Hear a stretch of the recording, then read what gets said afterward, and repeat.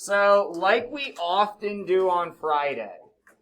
Okay, let's talk homework real quick because plan book is probably already filled in, but in case it isn't, over on the plan book board says start 222. Right? So 222 will still be your homework on Monday. So you can tell yourself it's tonight's homework and get it done, and that would be a really good idea. Or if it's like tough and you don't quite know how to do it, we'll finish that lesson on Monday. So you can leave it till Monday and do it on Monday if you want. But guys, if you are behind, you need to be working over the weekend. There's no chance to catch up unless you put in extra effort. So you can't just be maintaining, you gotta be putting in extra effort. So if you are behind, if you have homework assignments that you owe me, you need to carve out time tomorrow or Sunday to catch up. Okay? We are diving into 222 and 42 is on your homework packet. But before we look at that, if I pull out my homework packet, 211 and 212 are the top 2 pages on it. Rip those off if they're done, and go ahead and turn those in. 211 and 212 only. Then I'll make a new page to make sure.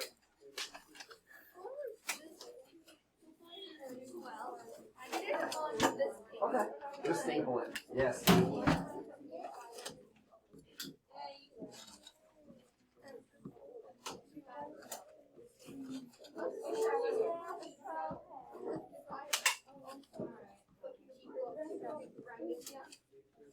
Like now?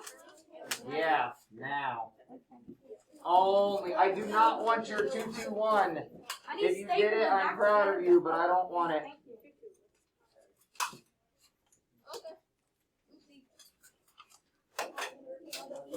You have plenty of things to bring. Yeah? Tell me about it.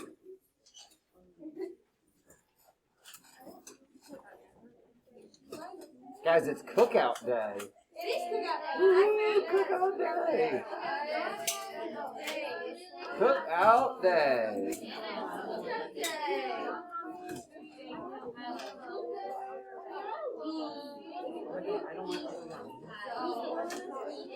And then in your packet,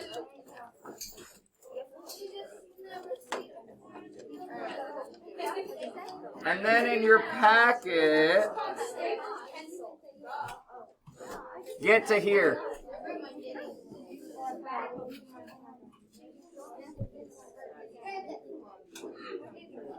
Then get to here. Then in your packet, find this page. Then in your packet, find this page. Now guys, if we can get through what I want to get through, I have a challenge problem for you because I like to kind of spice things up on Fridays with dog hair in my mouth. I took my dog to the vet last night, and I think I brought some of it with me today. Yeah, I had dog hair in my mask. Sorry. It's back on topic. I'm easily distractible. So, I want to cover at least these problems, 42, 45, and 48, to give you guys a decent launch into your homework. Guys, more and more this year, you're going to see the front page of these practices saying these are examples from class, and your practice work sometimes doesn't even start till the very back. That's because I want you looking at these when you go to try to do your practice. So we may not do all of these together, and if we don't, it is not your homework. These problems are not your homework. It's anything below where it says this is your practice work. Is that clear? I want to make sure you're not thinking that all of this is stuff you have to do from here and the back. 51 and then the questions on the back. That's your homework. Cool? All right, so yesterday we talked about integers. So today on this sheet, I give you the formal definition. Anyone want to read it? Go ahead, Aiden. Okay, so integers are positive and negative whole numbers And zero. Yeah. Keep going. On a number line, think of integers as whole steps or no steps in either direction of zero. So guys, the big thing to understand about integers, and the thing I kind of use to remind myself, because it sounds similar and I would like you to write it on your paper. Integers mean, so we're going to put it in like quotations, entire value. Integer, entire. Right? Sounds very similar. Integer, entire. So no partials. No fractions, no decimals. Yeah. So basically, like absolute value But absolute value does what? takes off negativity. Yeah, so it makes everything positive. So yes, in a way, but this also includes the negative. So we're allowed to have negative integers. We're allowed to have positive. Unfortunately, life is not all integers, right? Because integers are easier to work with. So really quickly, look at 42A. Talk with your team about where Cecil would have ended up if this is his tightrope routine. He went 8 forwards, 3 backwards, and then 2 forwards. Where does he end up? And on your paper, go ahead and put an equal sign and have that answer there.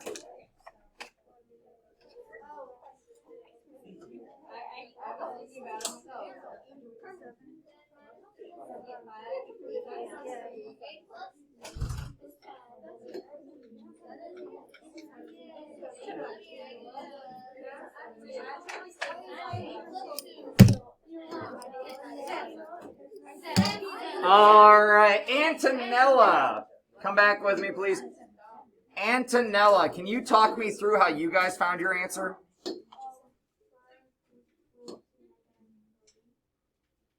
Sorry, I couldn't hear you. Just say again. You looked at -3 first, and then you did what? I need you to speak up just a tiny bit. I'm sorry. Then you added 8, so you put these together. What'd you get there? 5. And then what'd you get? Yeah, then we put the 2 on and we got 7. Vincent, is that how you thought about it, or did you do it differently? I did it. I went plus forward 8, and then I went back 3, and then I went forward 2. So you did it the order they gave it to you. You did 8, and then you subtracted 3 from it, and then you did 2. Mia, what about you? How'd you think it through?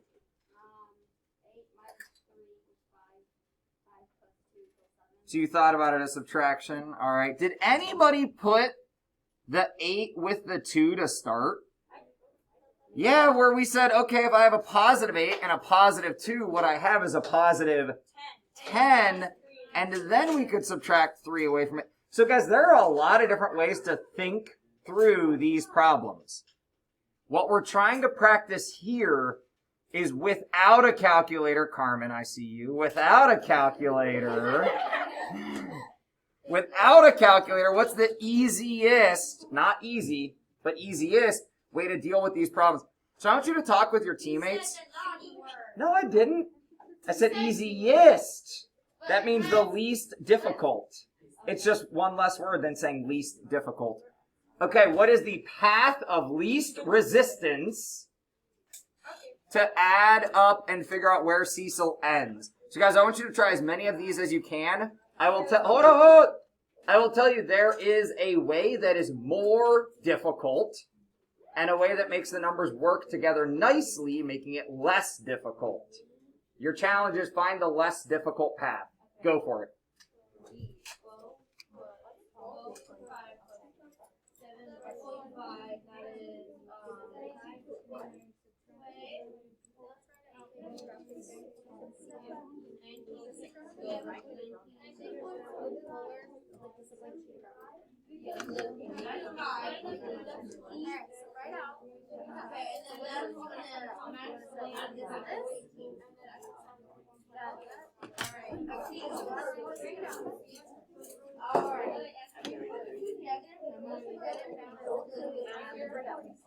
5.1.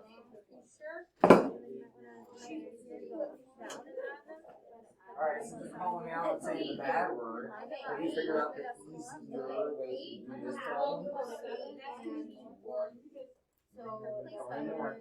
Eli?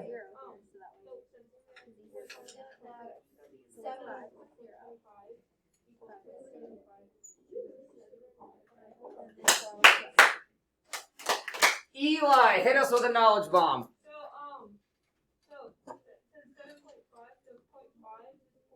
Hey, you should listen because Eli's got the path of least resistance figured out. Keep going.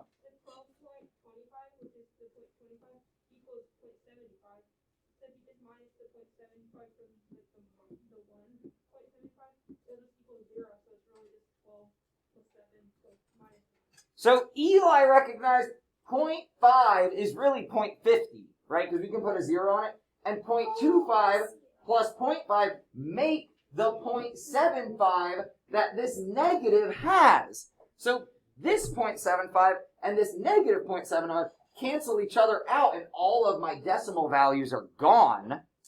And now we just have, as Eli said, positive 12, positive 7. What's 12 and 7 make? 19 minus 1, 18.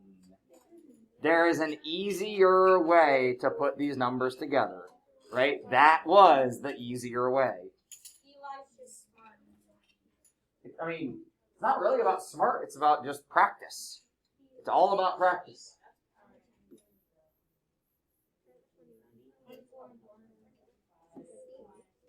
I'm going to try to think like Eli and look at decimals. You guys should keep working, but I'm also color coding.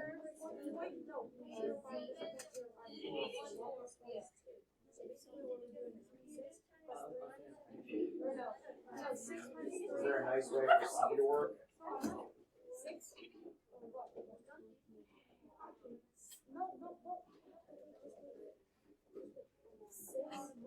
What's 0.05 plus another 0.05? Like 500 plus 500 to 1000.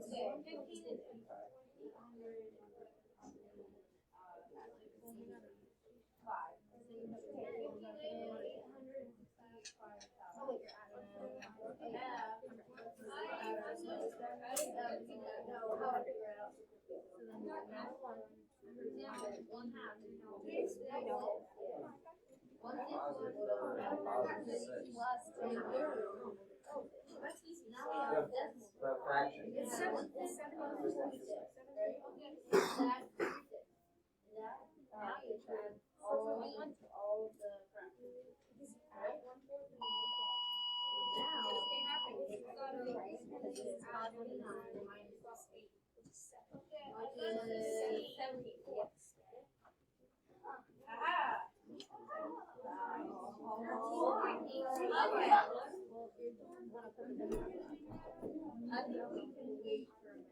So that you guys said that means 10 hundredths. What can we do with that? Negative 10 hundredths.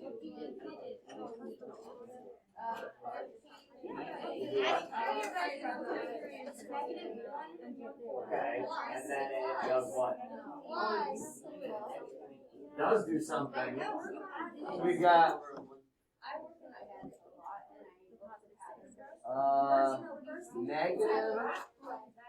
negative,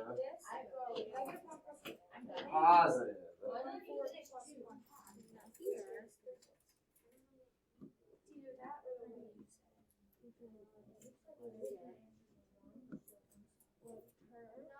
Nice one, Vincent. Bring it back up here for a second. 500ths, right? We've been practicing saying these numbers. And they're negative, but guys, when I do math, and I'm not telling you how you have to do math, but this is how my brain works, and we're going to talk next week about multiple intelligences and how we all kind of utilize our own intelligences. That'll be in Foundations. But I like to look at negatives as red, right? It's kind of like a financial thing. Red is bad. It's negative. It's you lost money. So these red numbers, my 500ths, I'm down here. What is 500ths plus 500ths? 10 hundredths. And what's 10 hundredths reduced to? 1/10. A tenth. So I have a negative 1/10, right? Because I know both of these were negative numbers. And I have a positive 1/10. What's a positive 1/10 and a negative 1/10 going to do with each other? Cancel. So all of my decimals are gone now.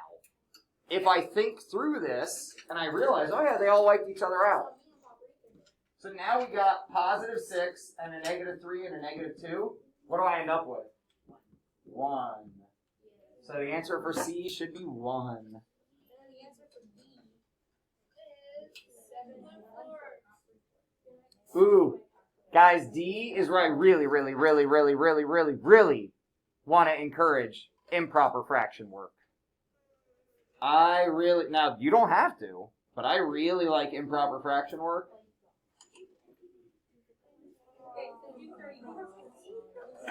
No, wait. Nah, you go ahead.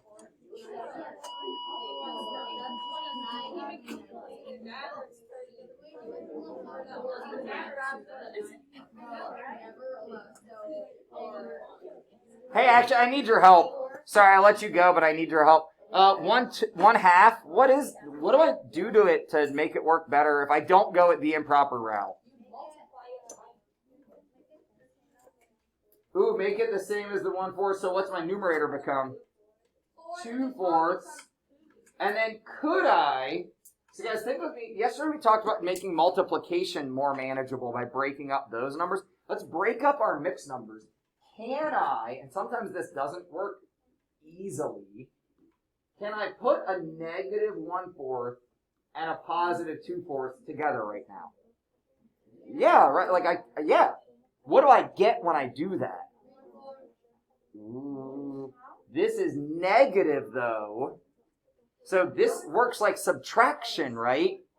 So guys, this is tricky. We're looking at D. We have negative 1 and 1/4. Positive 8.5 we write as positive 8 and 2/4. Positives and negatives are doing opposite things, right? So these don't code together to make 3/4, they subtract. What's a positive 2/4 minus a 1/4? 1/4. And then we can do the whole number parts. What's 8 with a negative 1 going to give us? A 7. So guys, just like we did with multiplication, if you break up addition or subtraction, you can sometimes make it easier. Hey, John, you've got 2 of these, right? Yeah? Or did they get chopped off? Yeah, normally in school, if we have stuff to say, it works well if we raise our hand, and then I can stop talking and say, yeah, John. I forget what I was going to say. I know, that's what happens when I get interrupted too, right? So just do this. Oh yeah, the improper fraction. So if we want to look at the improper fraction route, I appreciate that reminder. I just don't appreciate the interruption. So the improper fraction route, I'm going to write in red, even though I'm going to put my negative symbol. Guys, if you don't remember how to improper fraction, people kind of nickname it like triangle method or however you want to draw it. However it looks in your head. I don't care what it looks like in your head. I got some people spacing out, I think. Come back to me. We're doing something different now. 1 times 4 is 4 plus 1? 5. Ooh, we said this is really 8 and 2/4. What's 8 times 4? I need your help. 32 plus 2?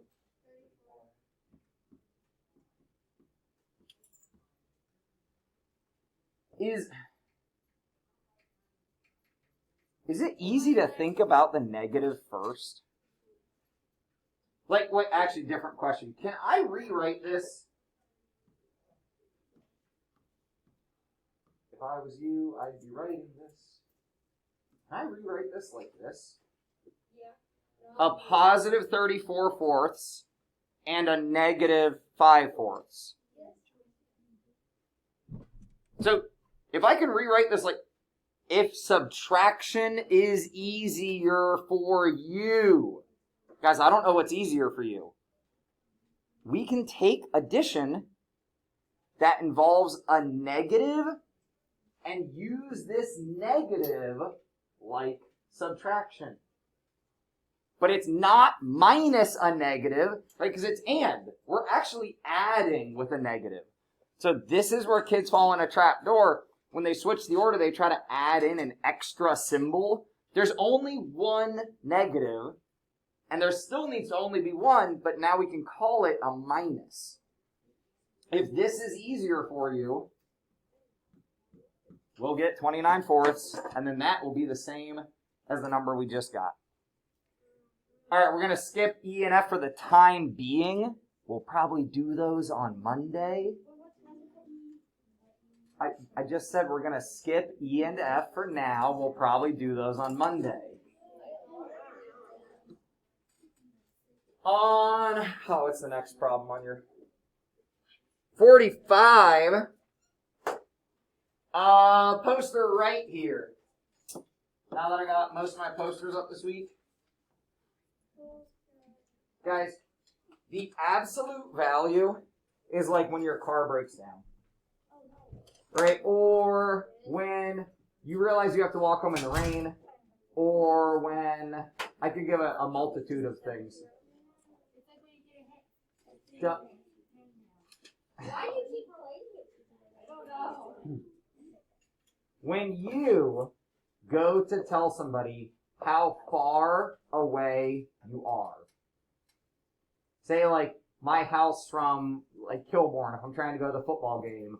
Or like how far I live from Phoenix. Or does it matter? Does it change the distance if I live north versus if I live south?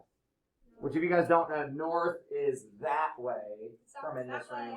South would be that way. Does it change how far it is if I'm east versus west? No, it might change how long it takes me to get there because traffic. But guys, absolute value, and I need you to write this down somewhere, and you could put it on your homework paper, right? Actually, I'll write it on the homework paper with you because I left you a spot on the homework paper to write this. Absolute value. What it is asking you for is distance. Please write this down.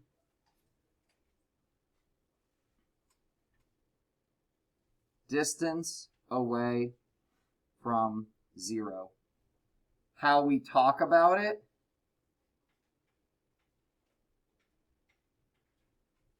is always positive. But there is a trap door down here, so I need you to keep your attention on me. Because 2 of these answers that we're about to answer are going to end up negative, and you're going to be like, wait, what? Hold on. He said always positive. I'm telling you there's a trap door coming. So please make sure you have this written down. Distance away from 0. Sorry you couldn't see me write it. Positive. Positive. In parentheses. So the first thing we do with absolute value is if there's anything to do on the inside, we do the inside of the absolute value. Now wait, we haven't even talked, what is absolute value? It's these bars. So if you have a highlighter and you want to highlight these,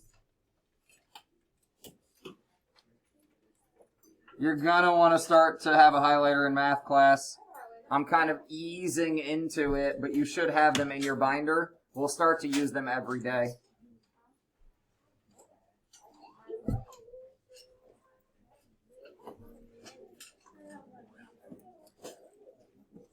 So guys, this says, once you figure out what these add up to, how far away is that from 0?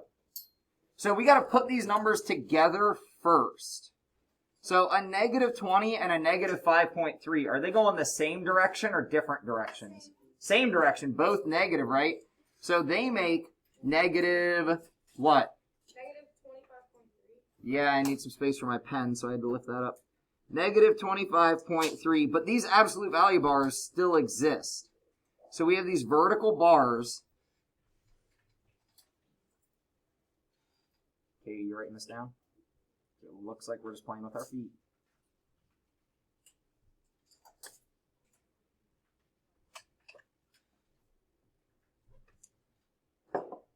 And what these bars are asking is if somebody has to go get that number, right? Like if your car breaks down, how far away are you? I don't care if you're north, south, east, west, what, I'm coming to get you, right? If you call me and say my car broke down, I just need to know how far away you are.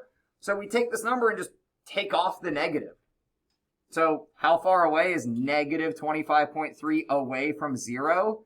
I'm actually going to write it over here so I save some space. It is 25.3 away from 0. We make it positive. Do B on your own.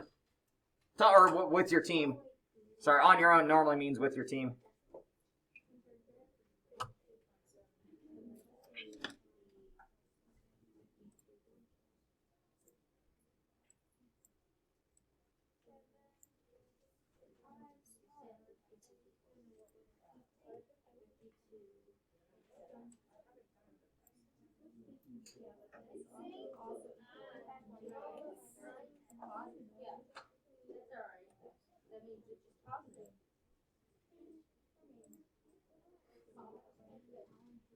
We first add the 45 and the 7.7 to get 52.7. And when we ask how far away is that from 0, do I need to change the sign? Nope. We just keep it positive, and it stays 52.7. Here are the trap doors. Bum, bum, bum. This, I need a red pen. Is this negative on the inside of the absolute value? No. The absolute value is going to happen before this negative ever comes in. So we're going to do 8 plus 81, but everything we need to write down is we still have that negative out front. I still have my absolute value bar. What's 8 plus 81? 89. I still have the other absolute value bar. Guys, this is also why I make my ones a little weird. My ones, I write like this because I started getting confused between that and the absolute value bar, so I started making my ones different. This whole thing, where's my highlighter? This whole thing is positive. But what's the opposite of positive 89? Negative 89. And my answer is a negative number. So not every absolute value problem ends up positive, because if there's a negative on the outside, it happens last. Try D on your own. And then I have a Friday challenge. I don't know if you guys will be able to solve it. I will. Shh, shh, shh. I'm not saying that out loud. Are you writing this down? Don't tell me what you said. Just enjoy it. You know what I mean? Just enjoy the moment. I'm not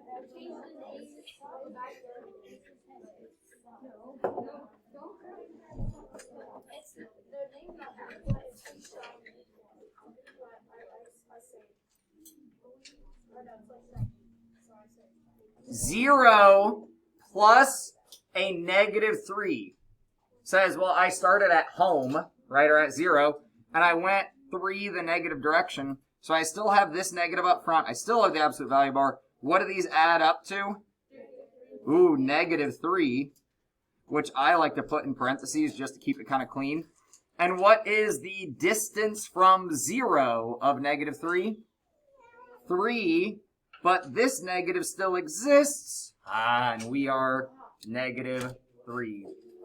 All right, so here's my challenge, but we got to do it quickly, so I need you guys to just listen. In Math 8, we start to formalize function relationships. And we're going to start that this year. We won't really call them functions. And actually, I have a typo that I probably need to fix real fast. We won't call them functions. We'll call them just equations. Right? We'll start to say y equals, and we'll call it an equation. But it's really a function. So I got a challenge for your team. I'm curious to see the first team that can solve this, since you guys don't know about functions yet, really. This is what we call an opposite function. We put a word. Sometimes it's easiest to teach math starting with words. We put a word in. The word that comes out is its opposite. Okay, so the word that comes out is the opposite of the word that we put in. I want to see if you guys can start to understand what functions are. So Friday flex, kind of in a flex your muscles, your math muscles, and see if you can do this. So talk with your team. Do it quietly, though, because we're going to see what team can get it the first. Raise your hand, and once your team figures out the whole thing.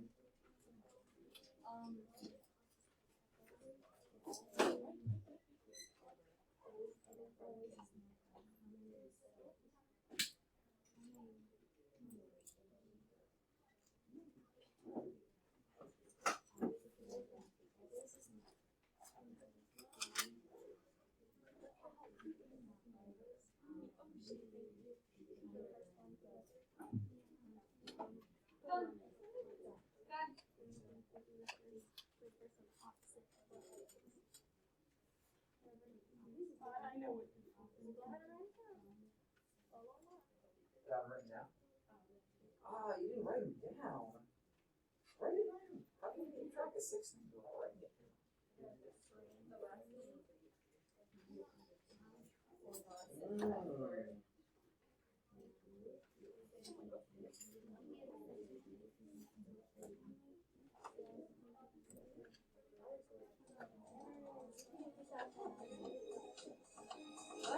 Is that song? Is that the ocean? I get it now. I knew it. I knew it was a song. What's the opposite of always?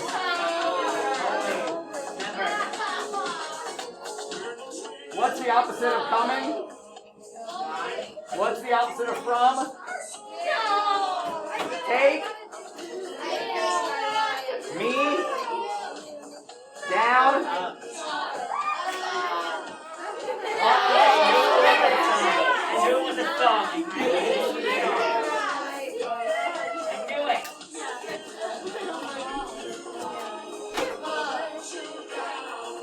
You got the last 4 minutes to work on homework because it should be out on your desk, right? This should be on your desk. You got 4 minutes.